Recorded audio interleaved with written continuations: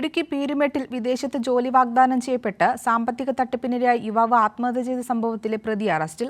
എറണാകുളം സ്വദേശിയായ ചന്ദനം വീട്ടിൽ അനീഷ് കുമാറിനെയാണ് പീരുമേട് പോലീസ് ബാംഗ്ലൂരിൽ നിന്നും അറസ്റ്റ് ചെയ്തത്.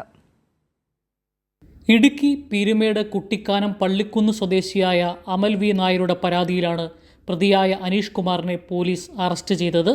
2024 പീരുമേട് പോലീസിൽ പരാതി ലഭിച്ചത്. വിദേശത്ത് ജോലി വാഗ്ദാനം ചെയ്ത് 3.5 ലക്ഷം രൂപയാണ് അനീഷ് കുമാർ അമലിൽ നിന്ന് പലപ്പോഴായി തട്ടിയെടുത്തത്. ഇതിനുശേഷം കടുത്ത സാമ്പത്തിക ബാധ്യതയിലായ അമൽ കഴിഞ്ഞ ജനുവരിയിൽ ജീവനൊടുക്കുകയായിരുന്നു. തുടർന്ന് അനീഷ് കുമാറിനെ കണ്ടെത്താനുള്ള ശ്രമത്തിലായിരുന്നു പോലീസ്. മൊബൈൽ ഫോൺ നമ്പറുകൾ നിരന്തരം മാറ്റി വിവിധ സ്ഥലങ്ങളിലായി മാറി മാറി ഒളിവിൽ കഴിയുകയായിരുന്നു ഇയാൾ. പീരുമേട് പോലീസ് ബാംഗ്ലൂരിൽ എത്തിയാണ് അനീഷിനെ കസ്റ്റഡിയിലെടുത്തത്. വിദേശത്ത് ജോലി വാഗ്ദാനം ചെയ്താണ് അനീഷ് തട്ടിപ്പ് നടത്തി വന്നിരുന്നത്. മറ്റു നിരവധി പേരിൽ നിന്ന് ജോലി വാഗ്ദാനം ചെയ്ത് സമാന രീതിയിൽ അനീഷ് കുമാർ സാമ്പത്തിക തട്ടിപ്പ് നടത്തിയിട്ടുണ്ടെന്നാണ് പോലീസ് പറയുന്നത്. കൈരളി ന്യൂസ്, ഇടുക്കി.